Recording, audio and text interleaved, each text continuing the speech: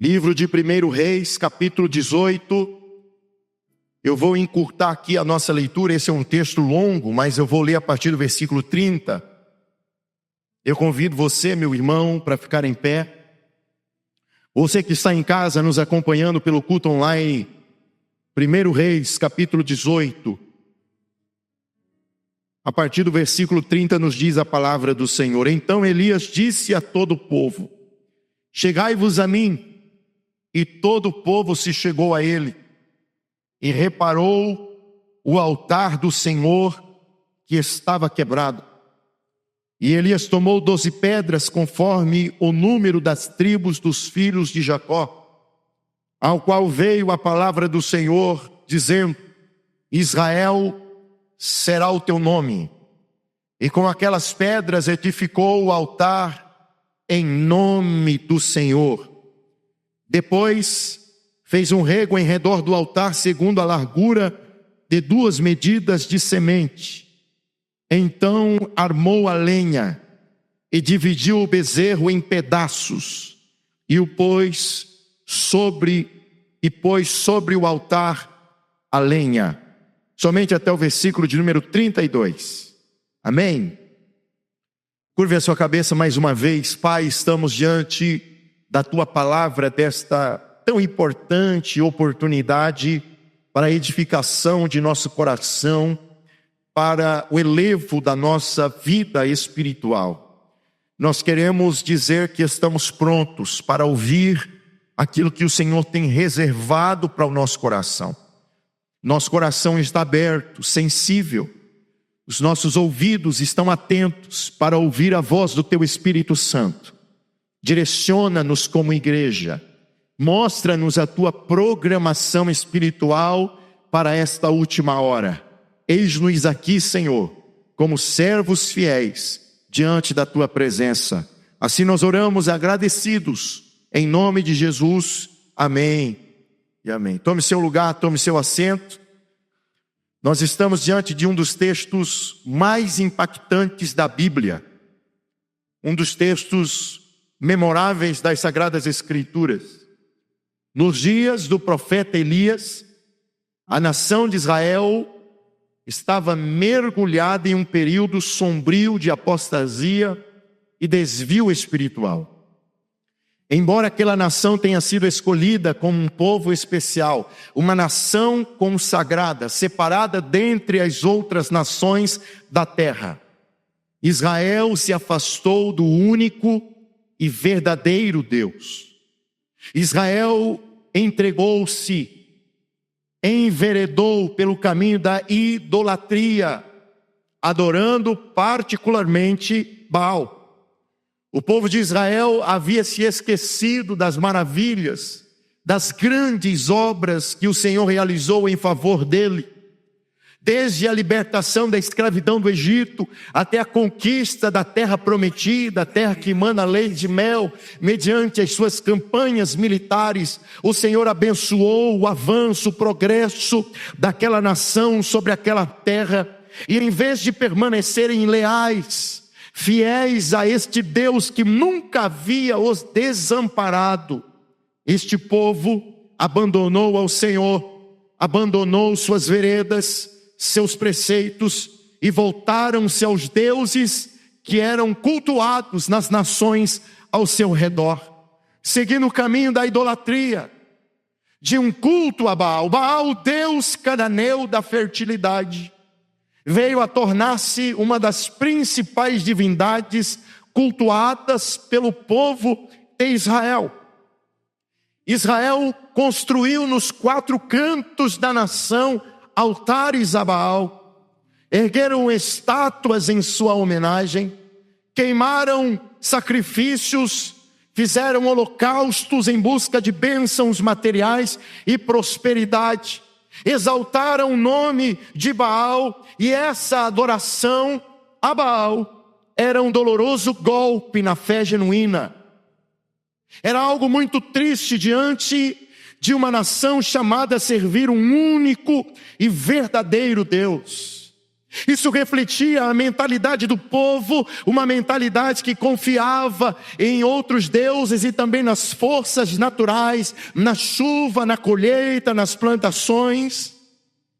E aqui no versículo de número 30, onde nós partimos a nossa leitura, nós encontramos um altar em silêncio, um altar abandonado.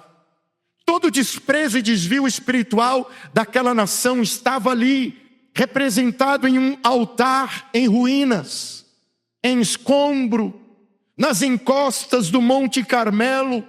O altar do Senhor repousava em silêncio, esquecido, abandonado, outrora erguido como uma verdadeira testemunha, uma testemunha solene do amor, do cuidado de Deus para com o povo. Aquele altar outrora era símbolo da comunhão espiritual pujante de uma nação para com o seu Deus, o seu Senhor. Aquele altar foi construído não em qualquer lugar, mas observe que aqui ele está em um local de visibilidade diante de todo o povo. Possivelmente aqui funcionava um altar que reunia a comunidade, era um ponto de encontro para os cultos públicos de um povo, de uma civilidade, de uma cidade, de uma comunidade, mas por causa da apostasia, mas por causa de promessas vazias de ídolos mentirosos, Israel se esqueceu do altar do Senhor.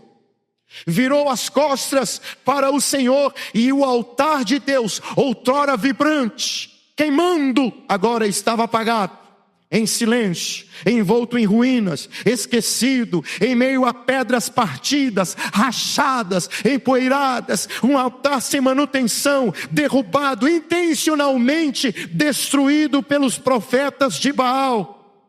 Um testemunho triste do afastamento do coração do homem para com o seu Deus. As vozes dos adoradores, as vozes dos que oravam, dos que clamavam, dos profetas, já não mais ecoavam. A fumaça dos holocaustos, dos sacrifícios, não subiam mais daquele lugar. A oferta das orações haviam cessado, e um silêncio medonho pairava sobre aquele lugar, que outrora funcionou como um ponto de encontro de adoração a um Deus vivo. Israel estava perdido, desorientado, estava entre dois altares, entre o altar do verdadeiro e o altar do falso Deus. Mas no meio das sombras, no horizonte daquele cenário cinzento e decadente, espiritualmente falando, Deus levanta um profeta. Ergueu-se um homem determinado, ousado, um homem destemido a resgatar um valor perdido, uma fé genuína, verdadeira, uma prática perdida. E ele se pôs diante daquele altar que estava derribado, um altar esquecido, com suas mãos hábeis, com pedras prontas, lapidadas, reunidas. Estava ele disposto, preparado para realizar uma grande reforma, uma grande obra de restauração. E a reforma desse altar tratava-se do resgate do verdadeiro culto, do culto ao Deus vivo. A atitude de Elias era um chamado ao primeiro amor diante de uma nação enfraquecida espiritualmente. A atitude deste solitário profeta era um chamado ao verdadeiro culto, era um chamado à intimidade, era um chamado ao sacrifício aceitável diante do Senhor. E eu confesso aos irmãos que, meditando nesta palavra, eu cheguei à conclusão que é necessário muita coragem para restaurar a comunhão perdida de um povo.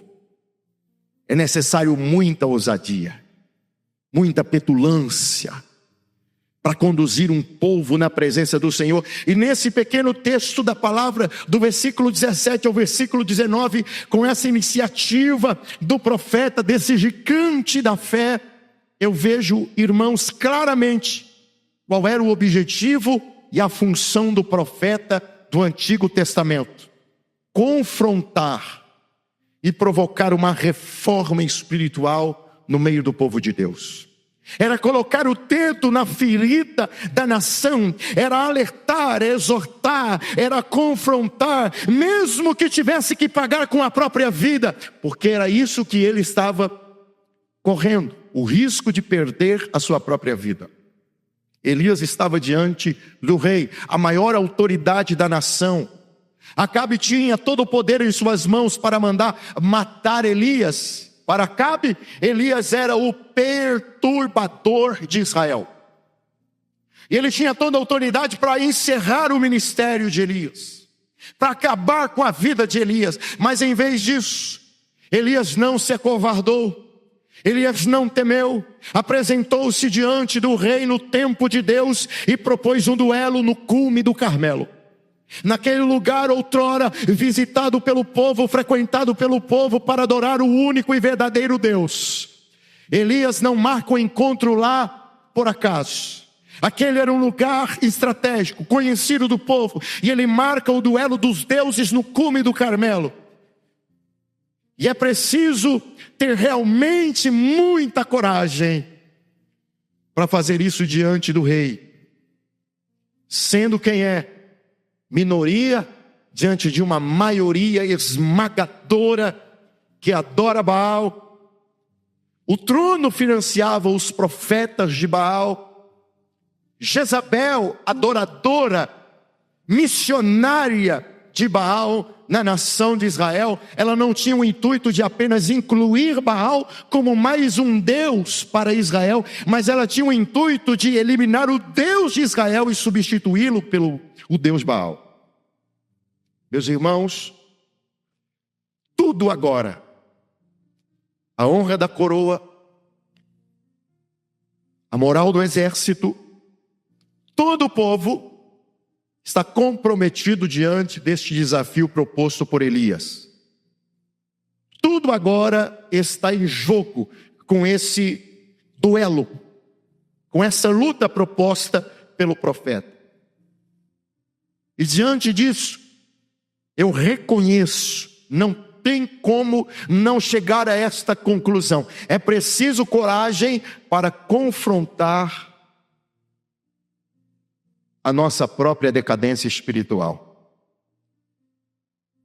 Para voltar à comunhão, para voltar ao primeiro amor, é preciso ter coragem de confrontar a si mesmo.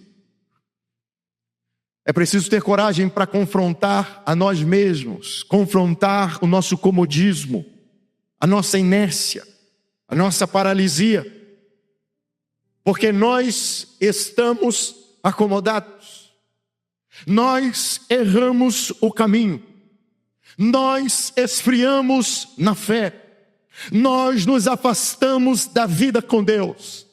E esse altar em ruínas aqui de 1 Reis, capítulo 18, representa hoje a vida de muitos cristãos em comunhão com Deus. Uma vida espiritualmente arruinada, em decadência, em trapos. Nós estamos vivendo em monturos, nós estamos vivendo em ruínas espirituais. Não oramos mais. Não lemos mais a Bíblia, perdemos o prazer na caminhada para a casa de Deus, não temos mais o prazer de conclamar um jejum e de proclamar uma consagração, tempo de abstenção de alimento, ou parcial ou total, em busca de intimidade, de mais santidade, de um aproximamento maior com Deus. Nós esfriamos na nossa vida com Deus, a nossa fé está enfraquecida. Nosso altar está em ruínas, a nossa comunhão com Deus está comprometida dentre tantas coisas no dia a dia, e é necessário enfrentar os fatos, encarar a realidade nua e crua, colocar o dedo na ferida. É preciso enxergar com clareza e buscar uma mudança efetiva para a nossa vida cristã, para a nossa vida espiritual. Não podemos continuar da mesma forma. Não podemos levar a nossa comunhão com Deus da mesma maneira. Nós estamos em condição de negligência. Como filhos pródigos, abandonamos o nosso lugar. E se faz necessário um posicionamento, se faz necessário um confronto, se faz necessário enxergar a realidade e buscar uma mudança, Deus me coloca nesse altar esta noite como um profeta para uma reforma. E eu digo aos irmãos, o meu coração pulsa de uma ousadia por um novo e poderoso despertamento espiritual em nossa geração. Primeiro é tempo de despertar para um novo tempo espiritual, porque como nós aqui cantamos, não vamos nos apegar com as coisas daqui, porque a nossa cidadania está lá em cima, o nosso nome está escrito no livro da vida, e em breve, muito breve, em um pouquinho de tempo a trombeta vai soar. E quem tiver suprimento extra, quem tiver suprimento azeite na vasilha, quem tiver a lâmpada acesa, vai subir. Aleluia. Esta é uma noite de despertamento, de reforma, de confronto, de renovo na presença do Senhor. Para restaurar o altar, precisamos estar do lado de Deus, mesmo que isso implique em que sejamos minoria, ou mesmo em que fique sozinho, em que você ou eu fique sozinho, precisamos estar do lado de Deus, como Elias era minoria, diante do poder dominante da época, da maioria esmagadora da época. O evento se seguia.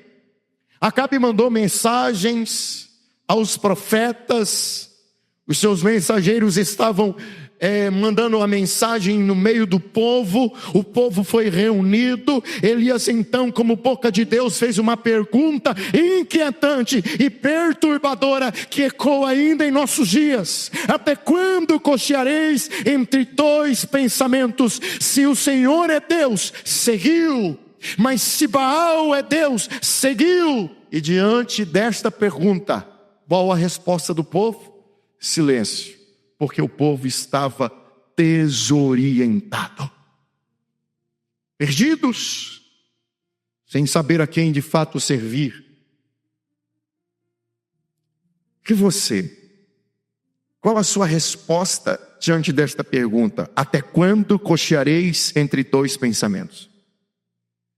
Se Deus é Deus, então seguiu. Ou seja, ou é ou não é. Ou serve ou não serve. Ou é crente ou não é crente. Ou é santo ou é profano. Porque meio termo não dá. Para ficar em cima do muro não dá.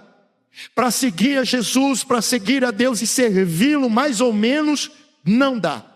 Para estar em sua presença, cheio de justificativas humanas, não dá. Ou Ele é Senhor e Rei sobre nossas vidas, ou não é. Ou tudo ou nada para Ele. Ele não aceita o nosso coração pela metade, a nossa dedicação parcial, ou é tudo ou é nada para o nosso Deus. E na restauração do altar das nossas vidas, nós somos levados a refletir sobre este mesmo questionamento: até quando? Se o Senhor é Deus, onde está a honra deste Deus? Se o Senhor é Deus, aonde está o prestígio, o temor deste Deus? Aleluia. E ali estava Elias, a minoria, o mesmo que momentos atrás esteve escondido pela mão de Deus no Querite, depois em Sarepta, agora estava em público. Prevaleceu com Deus no secreto, agora vai prevalecer diante dos inimigos do Senhor em público. Está indagando o povo acerca daquela situação de decadência e declínio espiritual, e por vezes na busca por restaurar a nossa comunhão, a nossa vida espiritual com Deus. Eu quero dizer uma coisa para você: nem sempre você encontrará apoio.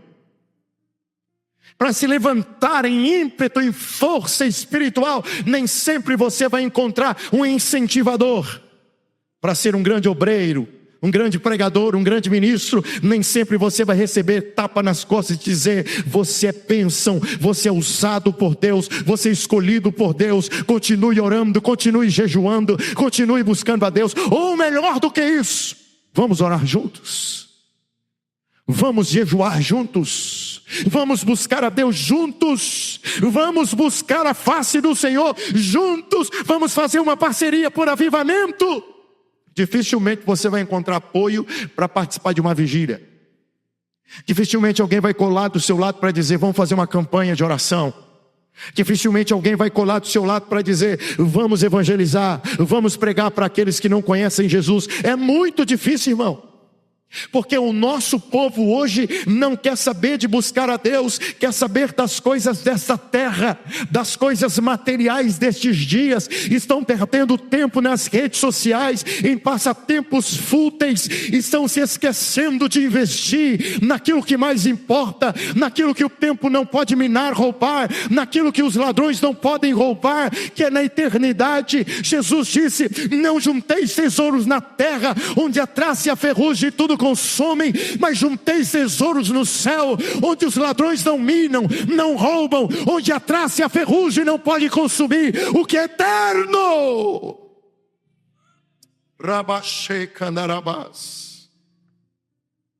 Poucos são os que se aproximam para encorajar e incentivar a vida com Deus, porque geralmente estão faltosos nesta área da vida espiritual, porque geralmente estão faltosos na oração, estão faltosos na consagração. E eu quero dizer aos irmãos que a restauração do altar de Deus na nossa vida depende da nossa consagração. Veja comigo o versículo 32, em que Elias edificando o altar, a palavra do Senhor nos diz: e com aquelas pedras edificou o altar em o nome do Senhor. Não era qualquer altar, era um altar em nome do Senhor, algo separado, algo consagrado.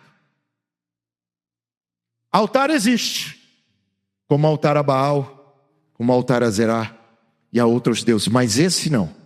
Esse altar é edificado em nome do Senhor. Em cima desse altar não vai queimar holocausto para Baal.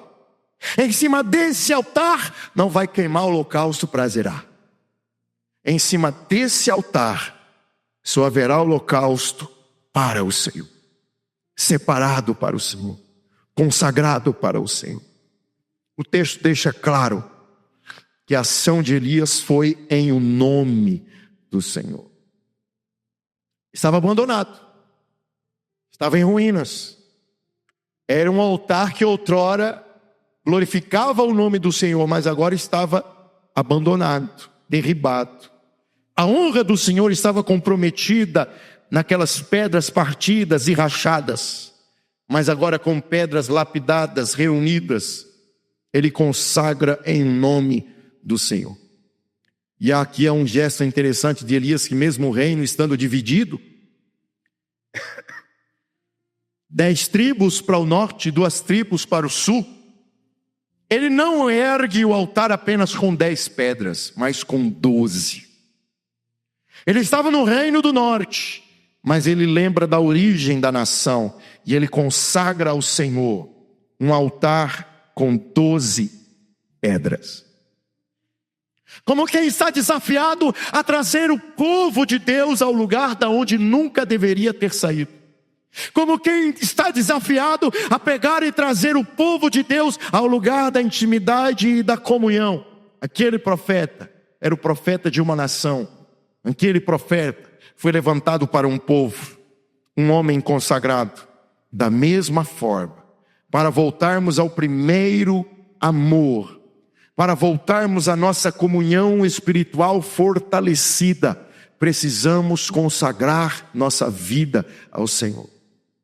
Para complementar essa ideia da consagração, perceba comigo a entrega total que faz Elias no versículo 33.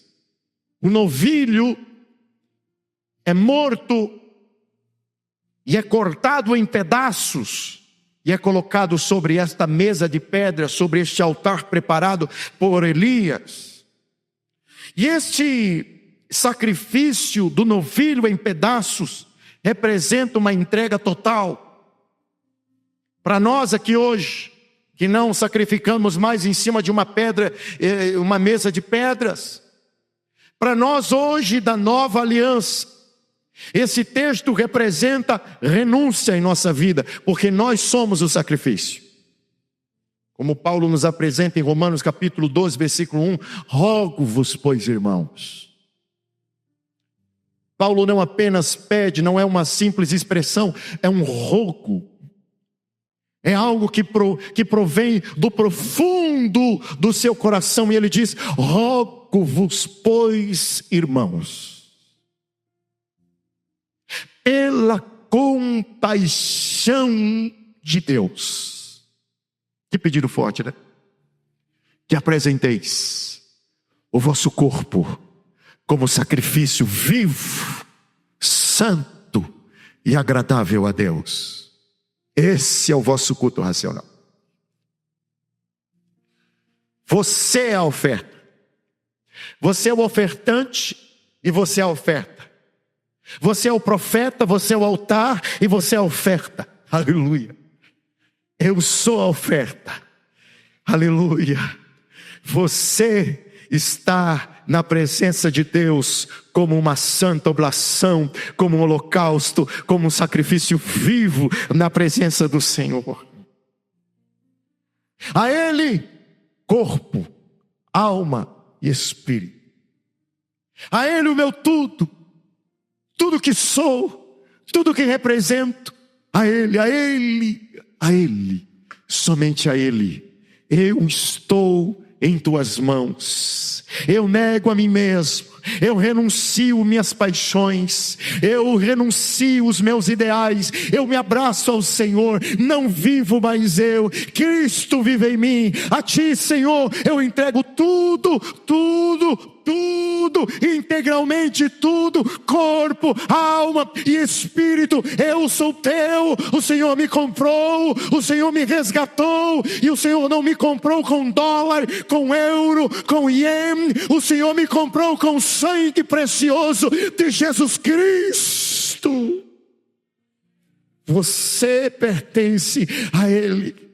Você está nas mãos dEle, você é consagrado a Ele, você tem a marca dEle, você carrega o Espírito Santo, Ele mora dentro de você, você é templo do Espírito Santo. Quem está possuído aí pela presença dEle, que está cheio da presença,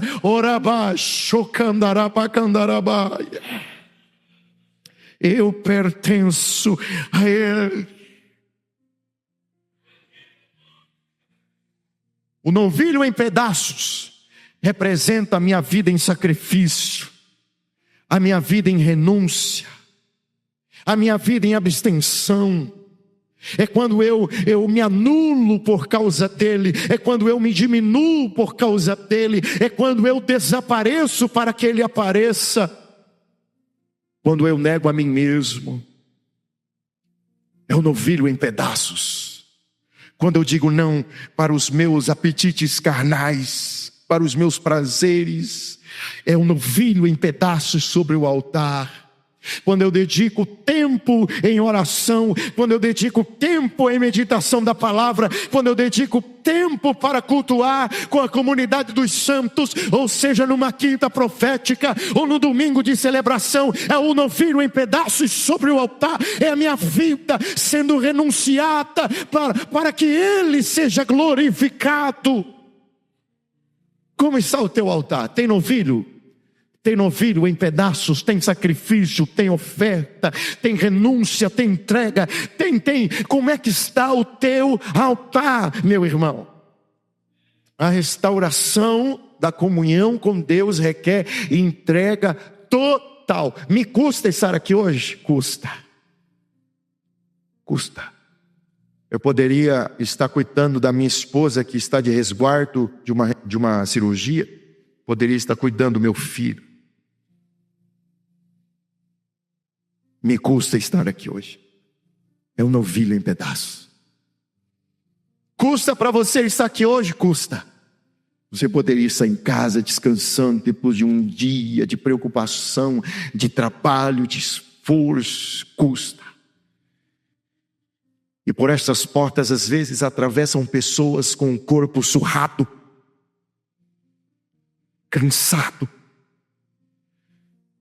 Por estas portas atravessam pessoas que muitas vezes estão emocionalmente em cacos, sem condições de dizer glória a Deus, engasgadas, com o coração trancado devido às dores das lutas da vida. Custa estar aqui, custa. É um novilho em pedaços sobre o altar, mas sobre o altar onde há novilhos em pedaços, a resposta de fogo, a resposta certa, a relacionamento de Deus, ao romper de Deus.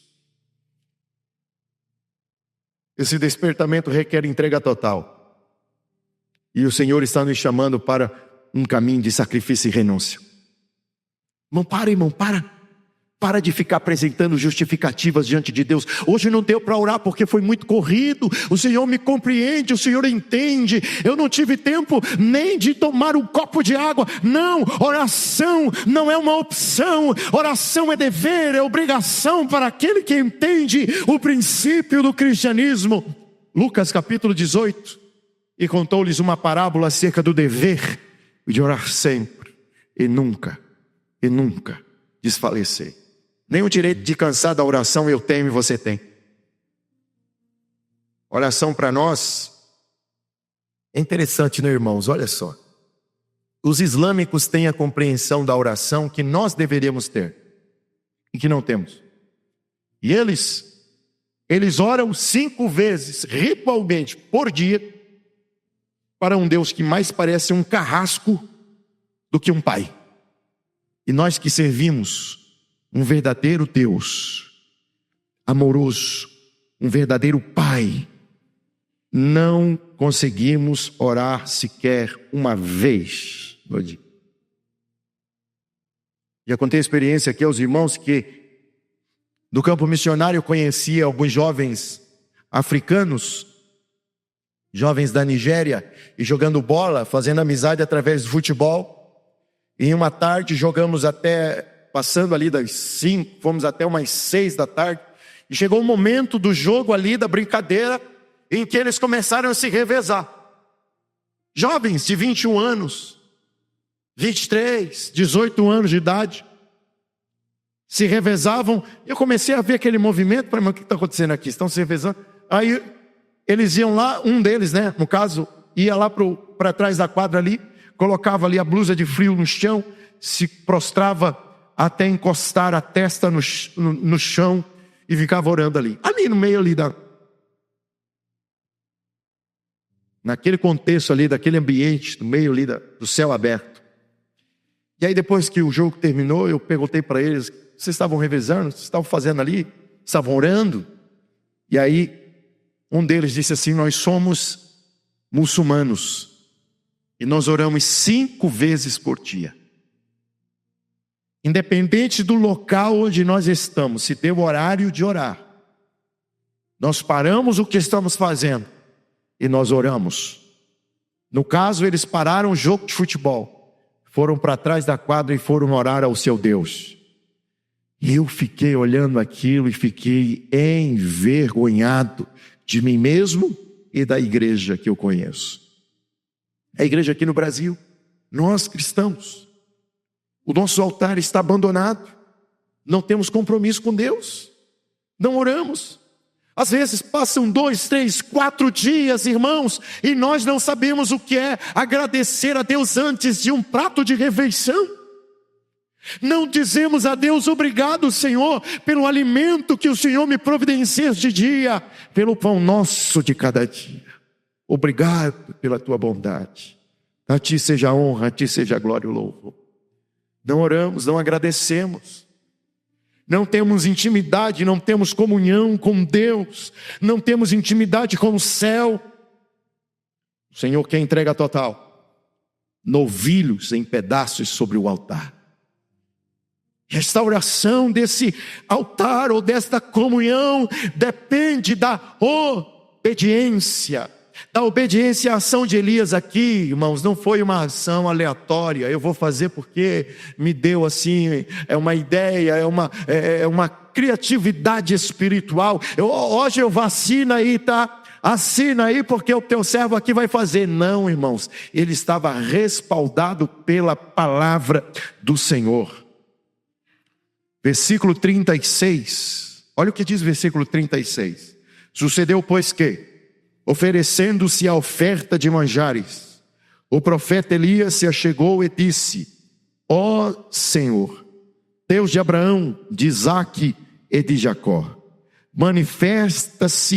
manifeste-se hoje que tu és Deus em Israel, e que eu sou teu servo, e que conforme a tua palavra fiz todas essas coisas.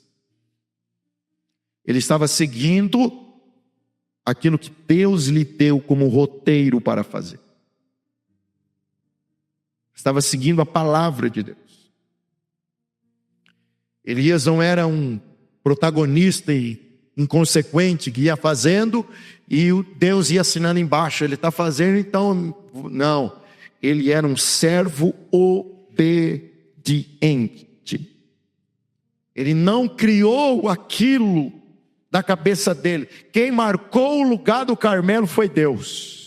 Quem olhou o altar que antes era vibrante, estava em silêncio, foi Deus. Deus falou: ô Elias, tem um altar ali que outrora funcionava em honra e culto ao meu nome, e agora está em ruínas, abandonado. É lá que vai acontecer a restauração. E você vai fazer assim, assim, assim e assim. A ideia de cavar aquela valeta ao redor do altar e jogar água e encharcar o altar, a lenha, umedecer a lenha, não foi ideia de Elias, foi a palavra de Deus. Elias, você vai fazer algo radical, porque o que eu vou fazer vai chocar a nação de Israel. O Deus de Elias, irmãos, é o Deus do fogo. É o Deus do fogo. E que fogo poderoso, que fogo tremendo. Aleluia.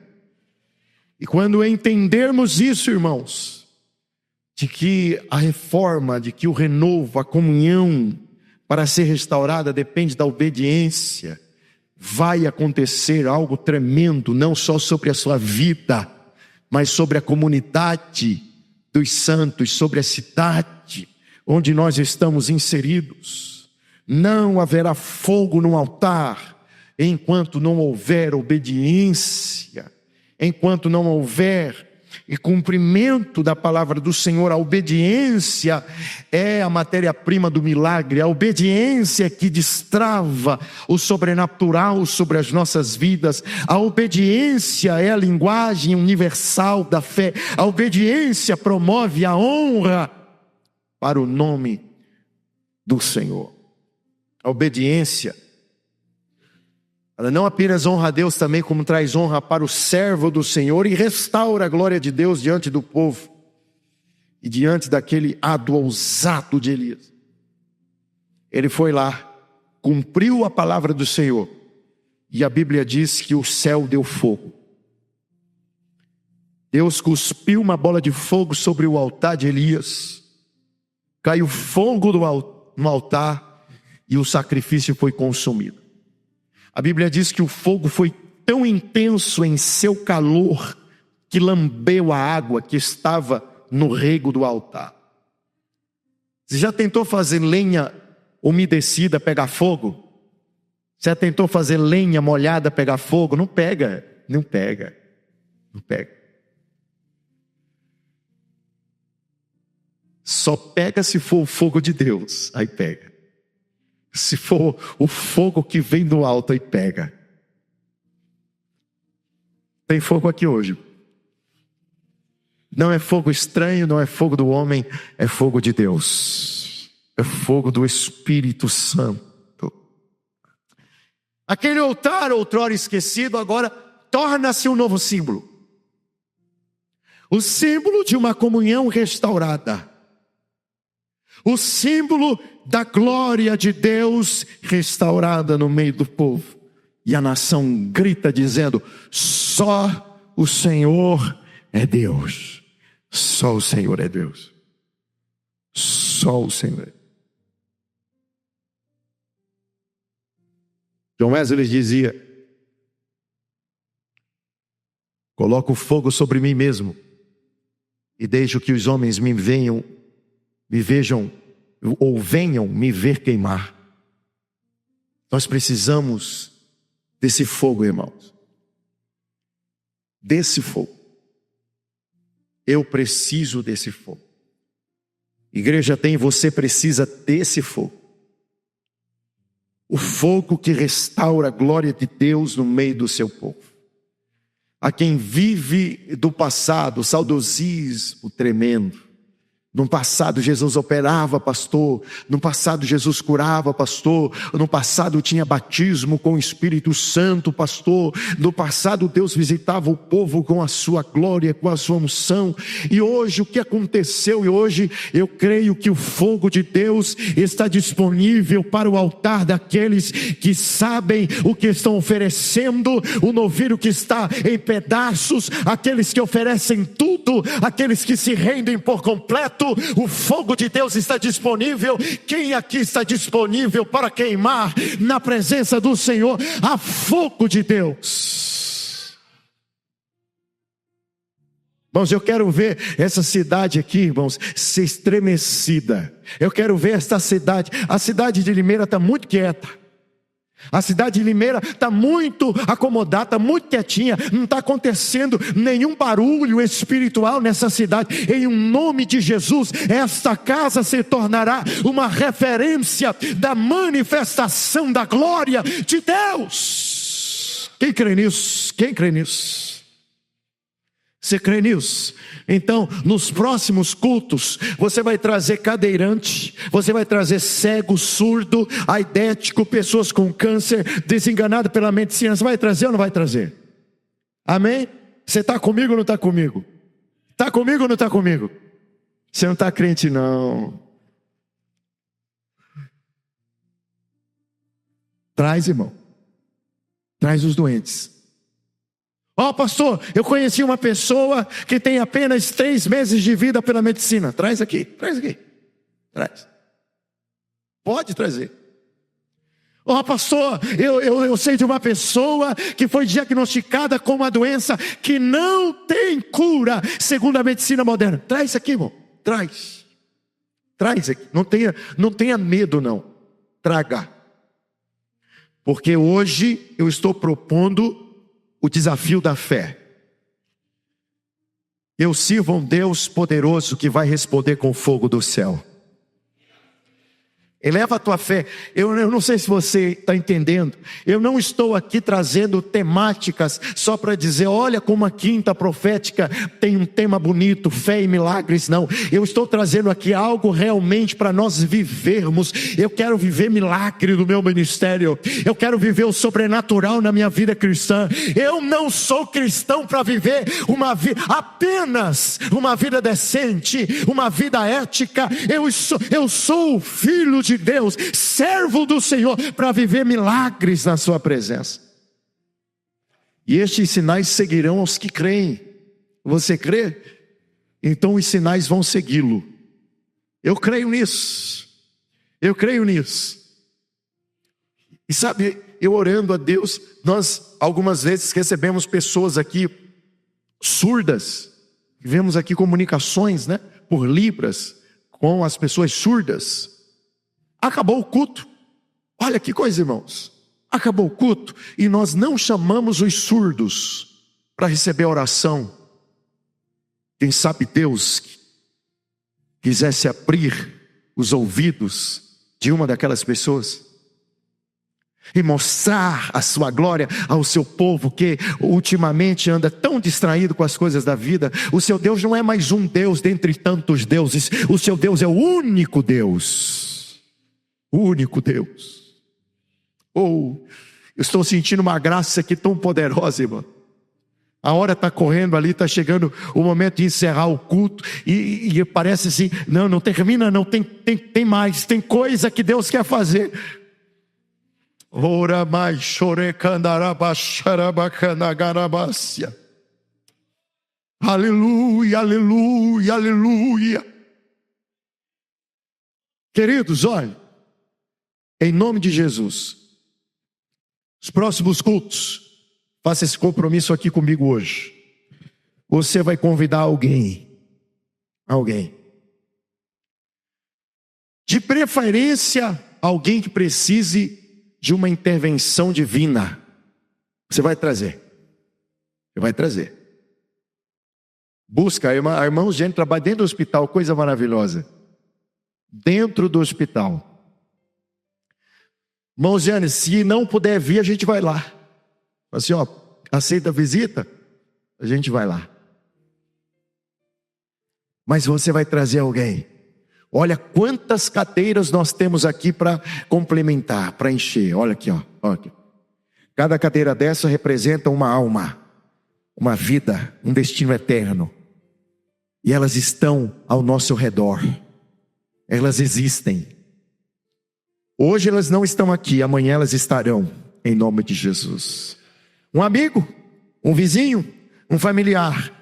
Nos próximos cultos você vai carregar alguém. Você vai fazer como fez aqueles 4 amigos do paralítico que quebrou o teto e desceu. Jesus olhando e vendo a fé deles. Não era nem a fé do doente, era a fé deles. Você vai trazer essas pessoas com fé. Você vai trazer essas pessoas fervendo em fé. Vai dizer assim, olha, eu vou te levar num lugar que acontece milagre. É assim que você vai falar. Você está me entendendo ou não está me entendendo? Você vai dizer assim, ó, eu vou te levar em um lugar onde o céu responde. Onde o milagre acontece. O pastor não está agendando milagre não, mas aonde nos reunimos tem um Deus real, tem um Deus poderoso que vai fazer o impossível acontecer na tua vida. Você vai fazer isso comigo, em nome de Jesus. E ó, não vai só chamar não, você vai chamar em oração. Se possível, vamos entrar no jejum. Ô irmão Everson, sabe as nossas orações de terça-feira? Eu vou trazer também para o domingo. Vamos orar no domingo. Vamos dar as mãos aqui. Vamos orar. Já começamos a fazer isso. E nós vamos fazer. Prepare-se. Escute o que eu estou dizendo para você. Eleve a sua expectativa quanto aos próximos meses. Diga isso comigo. 2025, ano de frutificação. O que você não viu frutificar na sua vida espiritual até este momento do ano vai começar a frutificar em nome de Jesus. Se você crê nesta palavra, diga: eu creio nesta palavra, eu recebo esta palavra em nome de Jesus. Se coloque em pé comigo agora.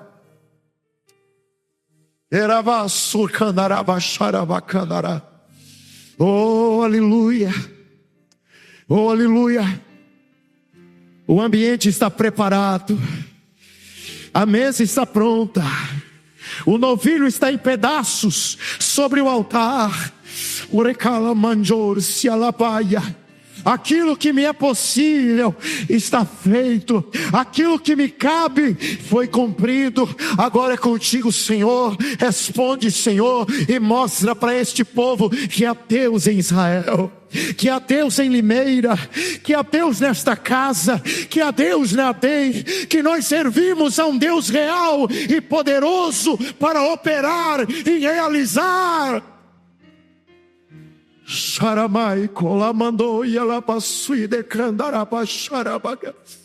Vamos romper em milagres, vamos romper em milagres, vamos romper em milagres.